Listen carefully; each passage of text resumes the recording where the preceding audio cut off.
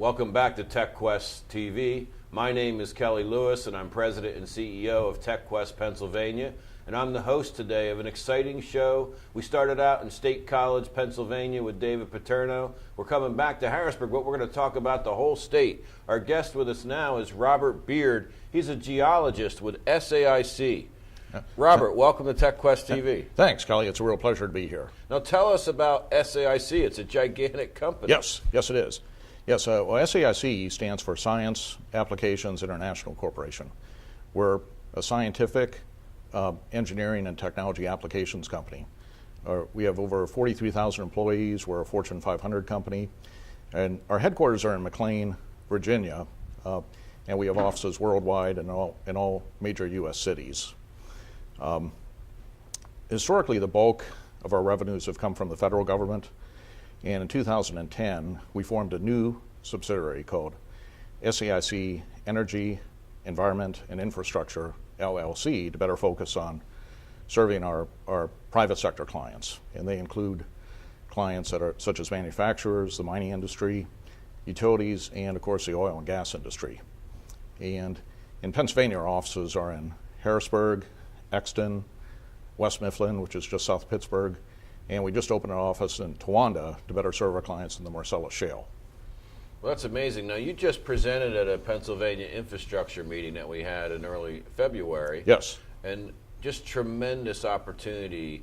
And I don't think all of Pennsylvania appreciates what's happening and how fast it's happening. It's been like less than a 5-year period, and this thing's taking off. Tell us a little bit about SAIC in the Marcellus.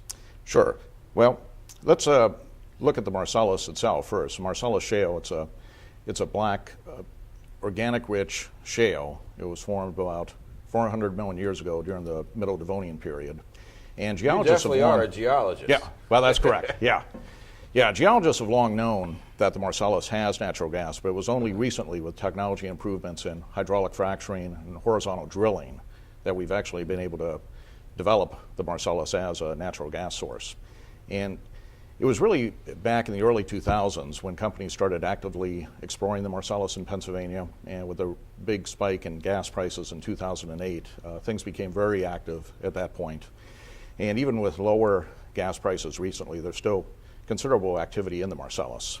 And there's definitely tremendous opportunities in getting the gas both out of the ground and to the end consumer. But I must emphasize that while this holds potential promise for Pennsylvania, it's got to be done safely and with a full commitment to protect the environment. Sure. Now tell us some of the challenges, because you hear some of the big, it's a second largest oil reserve behind Saudi Arabia and different hyperbole around that. But tell us about the challenges that companies are facing right now. Well, there's many challenges, especially from an environmental and permitting standpoint, and we've been using technology to help solve a lot of those problems.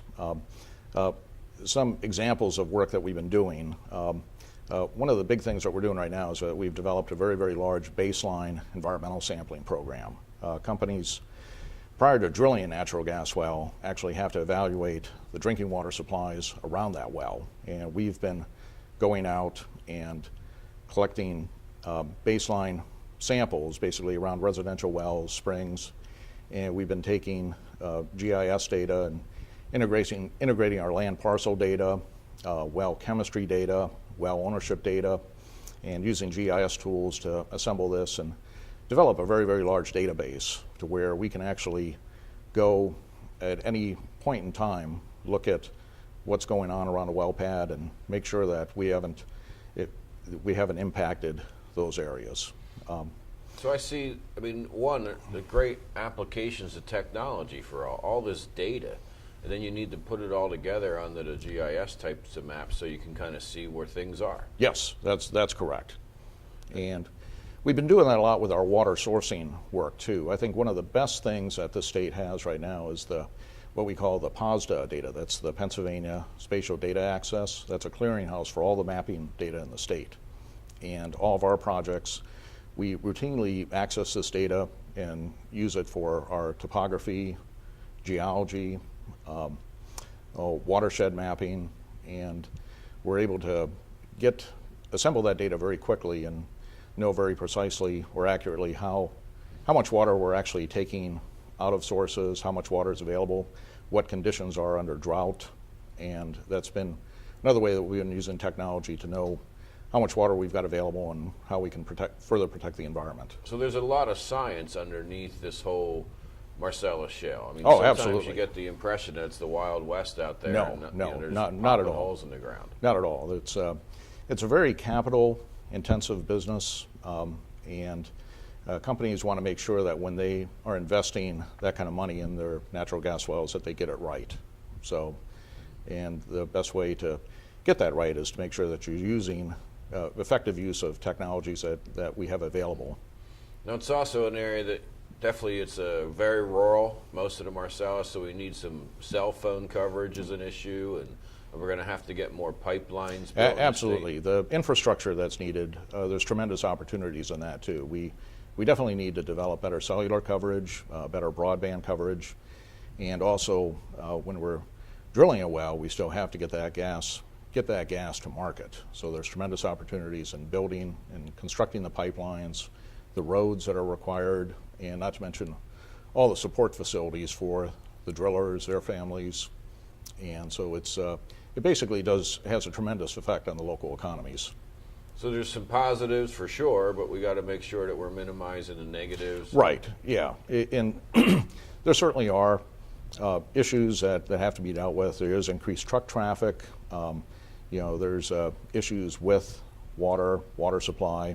We need to make sure that those supplies are developed correctly and safely.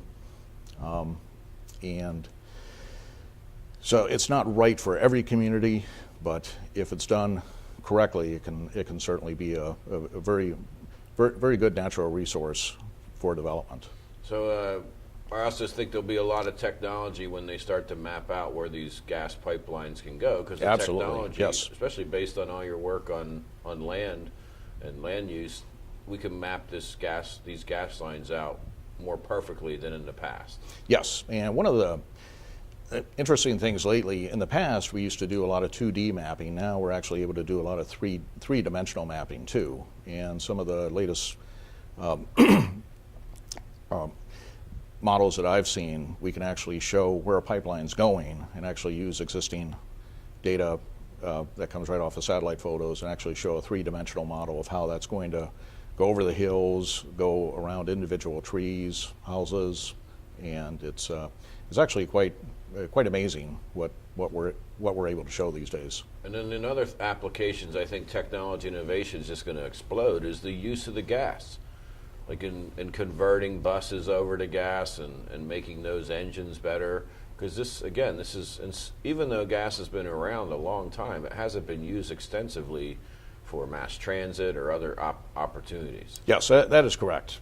Many fleets in major cities do run on compressed natural gas, and that's certainly a very good use for gas. If we ever get to the point where we convert more automobiles and actually have more compressed natural gas fueling stations, that'll be a huge benefit as well, because gas has fewer emissions, it's quite a bit cleaner burning than other fossil fuels, and it's certainly used very extensively in the chemical industry as well. So there's a lot of tremendous value that can come out of the gas. Robert, our time goes quick here on Yes. TechQuest TV, but really we appreciate the presentations you've made and the information you've shared with the technology industry, and the rallying of the engineering firms to partner with the tech industry has been tremendous the past few months here at TechQuest, because I just see a great partnership between the engineering firms and the technology industry, because we know the challenges our industry works to get out the broadband and the infrastructure. Yes. And you guys can do your good work on top of those infrastructures. So thanks for being a guest. Thank you. And to our guests, if you have any information on SAIC or Robert's presentation, you can check out our website at techquestpa.com, and we'll be right back in a moment.